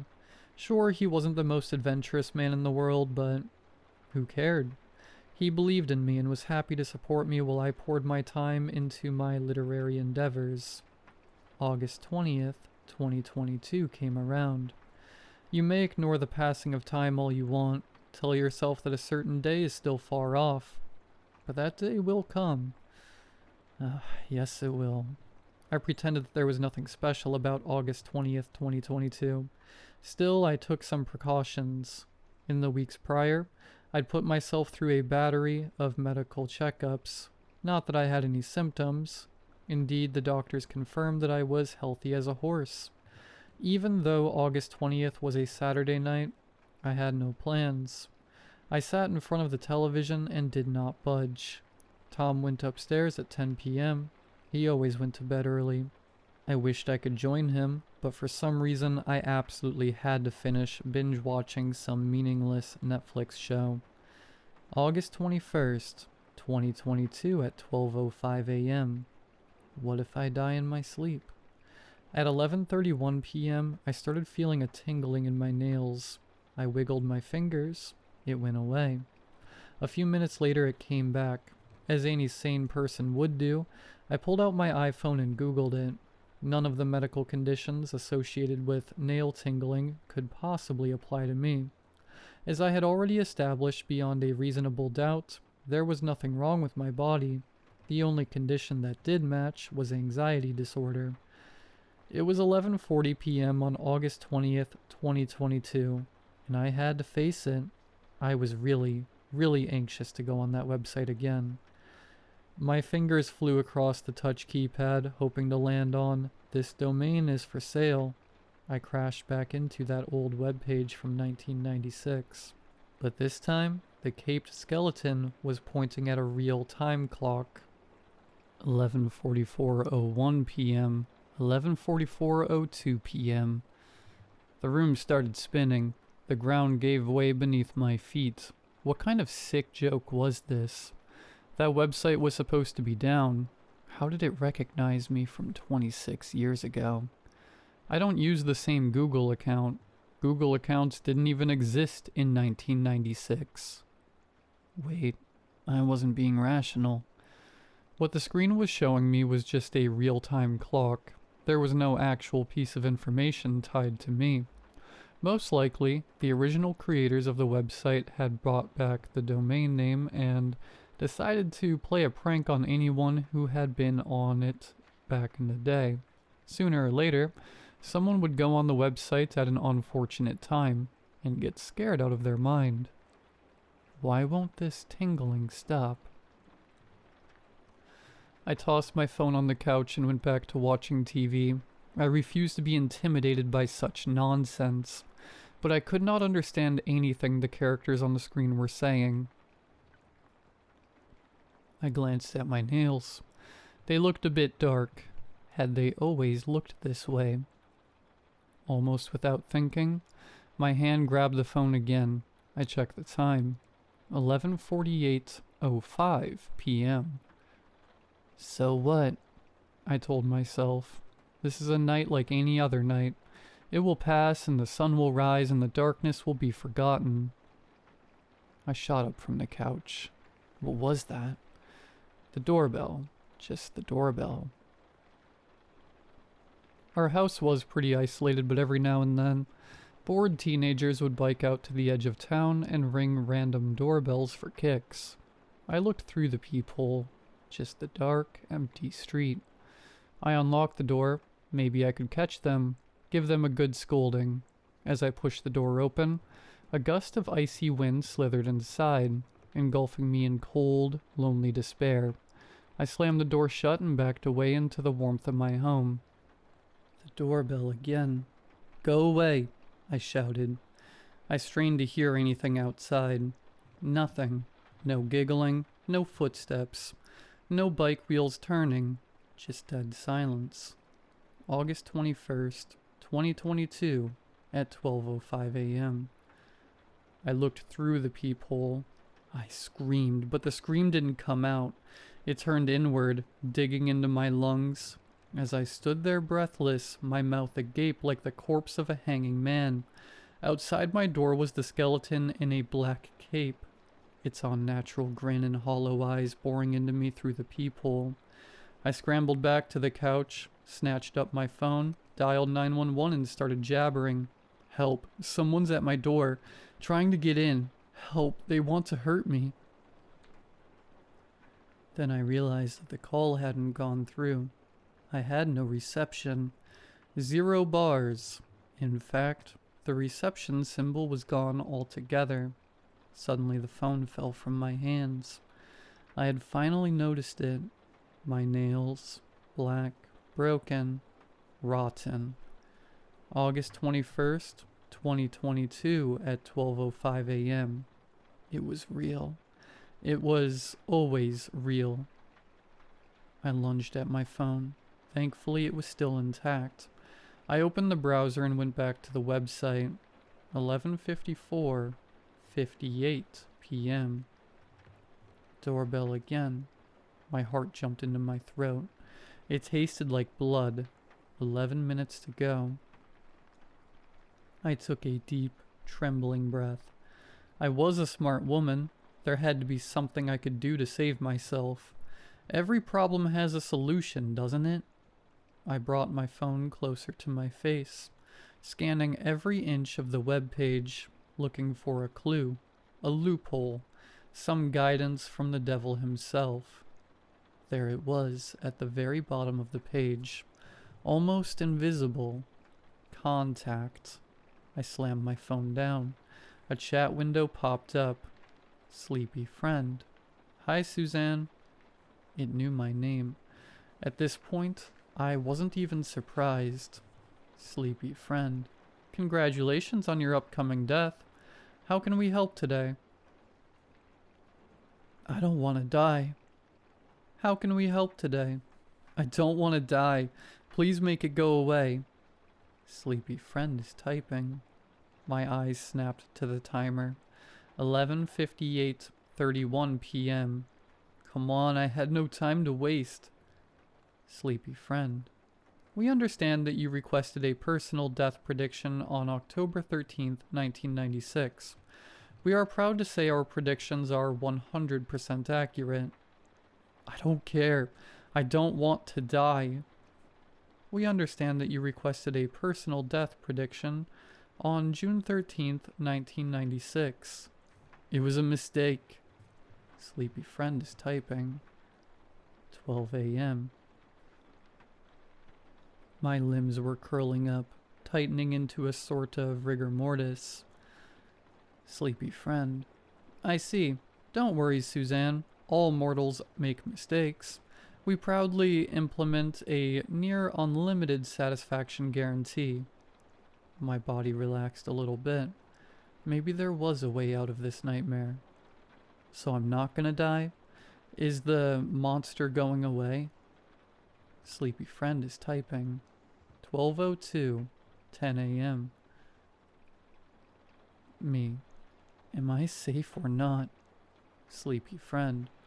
However, since our operator has already reached your address, and the scheduled pickup is less than 3 minutes away, it is against company policy to send him back without a retrieval. What does that mean?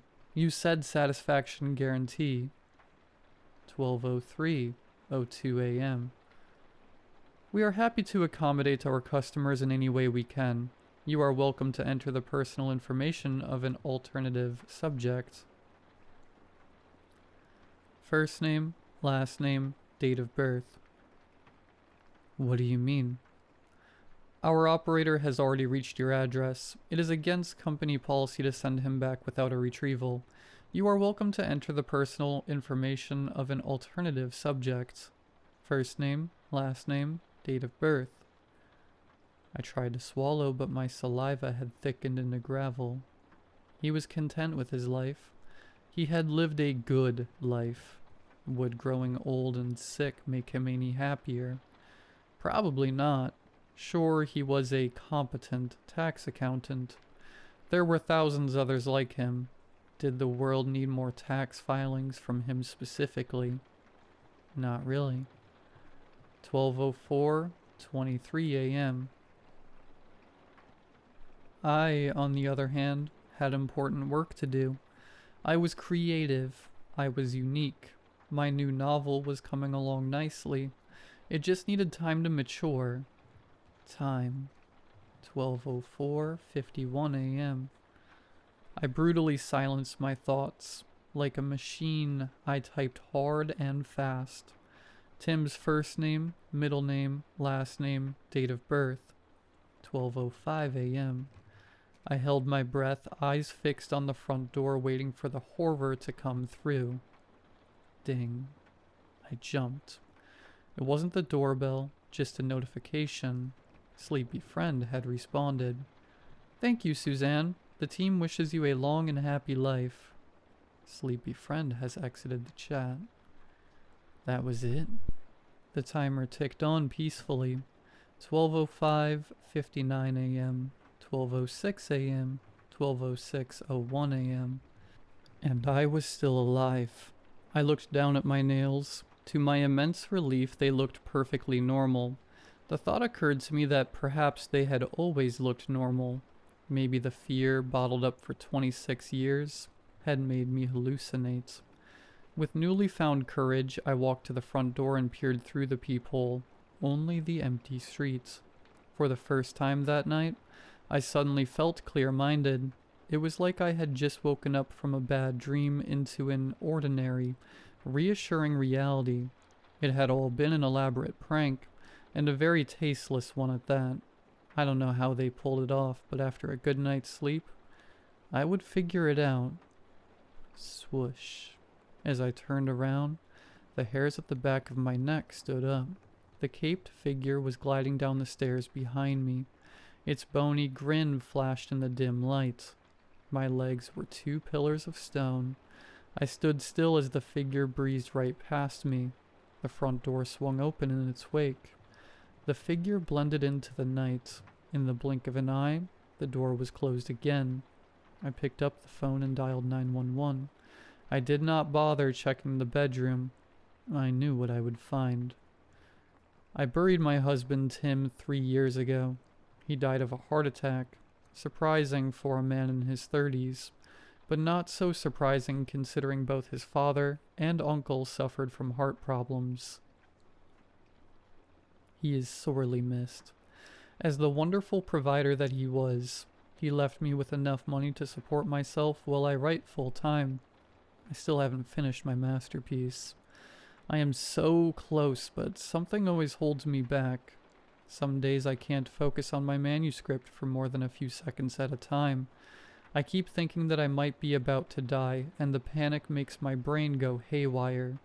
Other days, I simply stare at the wall, drenched in the weight of this never-ending existence. I think the uncertainty is killing me. Maybe if I knew what to expect, maybe then I would feel motivated again. I did check the website. It looks exactly as it did in 1996. Do you want to know when you will die? First name, last name, date of birth. Enter. Should I do it?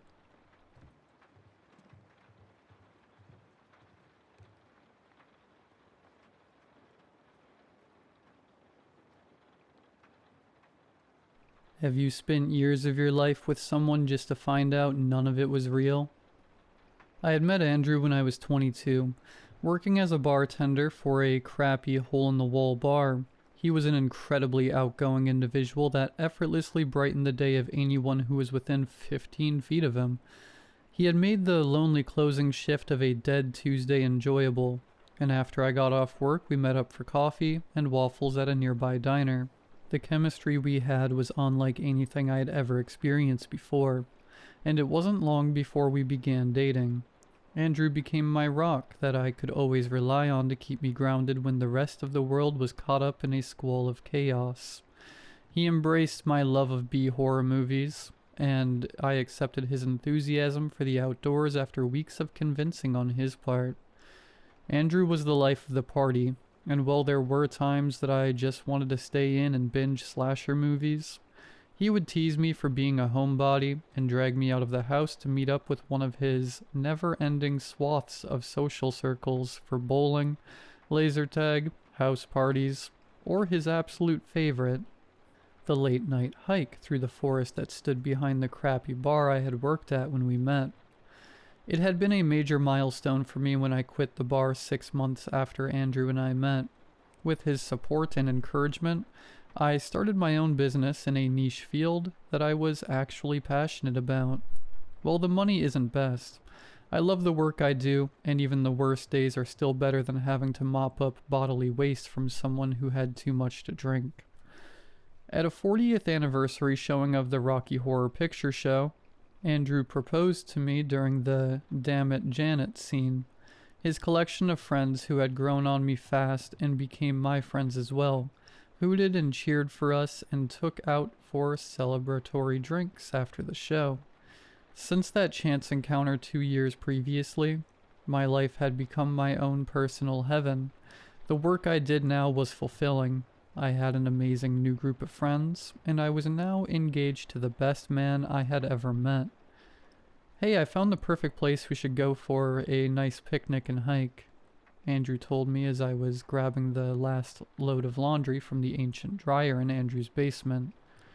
I was hoping that we could just stay in for the day, Andy. Since I moved in, it feels like we have been going non-stop, I replied, tired but not annoyed at the suggestion. After his proposal, I moved into Andrew's 2-bedroom house. It was quaint, but there always seemed to be another little project that needed to be tackled. With both of our work schedules, there never seemed to be enough time in the day to fix all of the little quirks the house had. "Oh, come on, Christy," he said, wrapping his arms around me and giving the side of my neck a kiss. "Wouldn't it be nice to actually enjoy the 3-day weekend we have to actually get out and have some personal time together?" I moaned as his soft lips and blonde facial hair brushed against the side of my neck. "Alright, I guess it would be nice to spend time together, just the two of us." Despite moving in together, we hardly had any time to ourselves. The mass of friends were constantly inviting us over and out to celebrate the engagement and to offer help with planning the wedding. It had left us little time to ourselves, and the chance to be alone in nature would be nice. The place we are going to has a nice little spring with a few nooks and crannies out of sight from the main trails, Andrew informed me as he hurriedly threw supplies into his hiking bag. The mischievous look on his face made my face redden. "Andy, you naughty boy," I said before playfully swatting at his butt. He returned the gesture with a pinch of my own butt before tossing the bag over his shoulder and nearly dragging me to the car.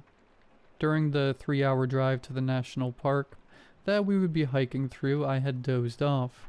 As we finally arrived, Andrew woke me with an excited expression. "Here we are, miles and miles of trails, a chance to really connect with nature." He beamed with a smile that brought one to my own face. "Where did you even hear about this place?" I asked, shaking the last of sleep from my eyes before sitting forward. "Sam and Frankie were telling us about it the last time we went bowling. Don't you remember?"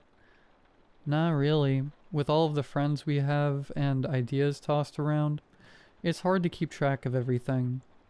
"Lucky for you, I have a steel cage for a mind," he responded, lightly tapping his temple with a finger. "More like a rusty bear trap," I teased as I mocked a rusty trap closing with my hands. We shared a laugh before he parked and we set out for our hike. Andrew had planned a long trek that would bring us back to the car a little before dark. I was glad I had worn an old outfit that I wouldn't have to worry about getting covered in mud. When I asked about who would be doing the driving back home after we hiked all day, and he eased my worry with the promise of a stay at a motel we had passed 20 minutes before we arrived. A place I would have seen had I not fallen asleep. With satisfaction at his call ahead and carefully laid plans, we set off into the forest for our day of just the two of us. "Isn't that the same outfit you wore when we met?" Andrew asked, his eyes feasting up and down on my body. "Yeah, I thought I'd just throw on some old clothes, since you wanted to go on an intense hike," I replied, snapping my fingers to get his attention.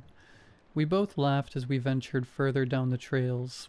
An odd thing I noticed while we hiked was the strange absence of other people while we hiked. "I thought you wanted time together, not with a horde of others," Andrew said as we stopped at the top of a cliff with an old picnic table for people to rest before beginning their descent towards the spring. "Of course I want time without a ton of other people. I just think it's strange that we haven't seen anyone else while we have been here. I mean, it is a holiday weekend. You would think we would have passed by some other wilderness enthusiast or gun-ho parents dragging their kids along to get away from technology for once in their life."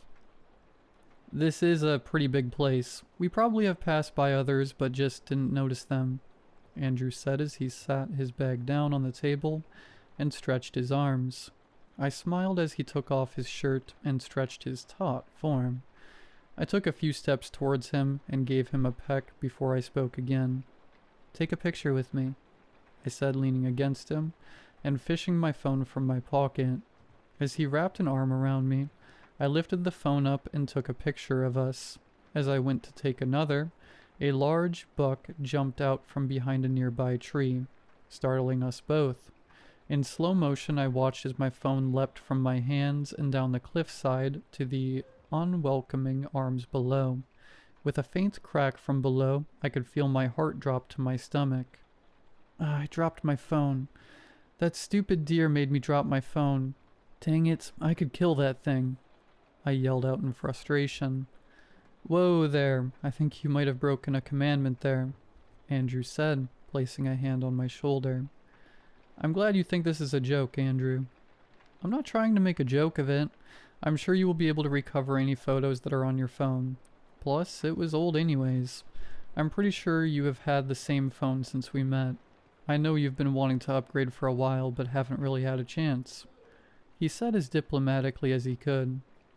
We made our way down to where we were sure the phone had fallen, and luckily we were able to find it.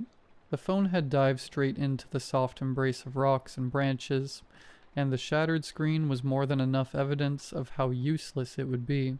Andrew pulled a plastic bag that had once contained trail mix, and placed the destroyed phone inside before stashing it away in his hiking bag. First thing tomorrow, we will go and get you a brand new phone, the best one they got, even if it means I gotta sell a kidney to get it for you, Andrew said, trying to cheer me up, obviously aware of my disappointment at losing my collection of memories of our life together that had been gathered on my phone. We continued on towards the springs, crossing over an old wooden bridge that creaked and groaned with every step as we crossed over it. The entirety of the short time we spent crossing it, my whole body was on edge at the overwhelming sensation of the bridge threatening to collapse at any moment. With the momentary hazard past, we found our way to a pleasant spring resting beside a cliffside. The gurgle of water leaking out and falling down onto the rocks below created a serene background besides the rustling wind and crunching of leaves and twigs as we approached it. Leaning forward, Andrew cupped his hand and brought a handful of spring water towards his mouth before sipping at it. Are you sure you should be drinking that? I asked, thinking about what things could be contained in that water. You drink spring water that's bottled with millions of microplastics in it. At least this is straight from the source, Andrew said as he splashed his face with the spring water. You know, there is a little overhang here that we could... Andrew trailed off as he made a gesture with his hands. I'm not really feeling up to it. I'm still irritated about dropping my phone and don't think I'm in the right headspace for that, I said, noticing a momentary flash of rage across Andrew's face before it shifted to an understanding look of disappointment. Well, you should at least try this water. He gestured to the water as he spoke before glancing absently in the distance. I tried a small sip of the water and the taste was heavy with a strange metallic taste. Just before I was about to comment, Andrew was already stepping off towards the trail. When we approached another bridge, I insisted that Andrew lead the way as it spanked across a rather steep decline. After he proved the structural integrity of it, I began crossing for myself. Just as I made it halfway through, a horrid crack from the wood echoed through the air. As I fell through the bridge, my hand stretched out to catch myself. The nails of my left hand dug into the wood before being ripped out as my weight jerked my body below. In the briefest of moments, I looked out towards Andrew. A malicious smile greeted me as I tumbled towards the earth below and was embraced by darkness. As I regained consciousness, I was greeted with the sight of a stag's skull wrapping its long tongue around the bleeding fingers of my left hand. I screamed out in terror, only to be greeted with Andrew's worried face gracefully holding my bandaged left hand. "Thank God you're okay," Andrew said, slowly setting my hand down and helping me sit forward. My clothes caked in dirt and a long tear down the right side of my jeans with scrapes and cuts, leading to the missing shoe on my right foot. I tried to reply, but he hushed me to conserve my energy. He told me he was going to climb back up and try to call for help as he didn't have any signal where we were. I tried to beg him to help me back up, but he was already walking away before I could form the words. I raised my undamaged hand to my head and was greeted with a sharp pain on the side of my head and a small wet patch of blood. Panic racing throughout my body, I forced myself to my feet. It felt like hours since Andrew had gone off for help, and it was now well into the night. I stumbled my way through the overgrowth and began my slow ascent up the hillside back towards the trail.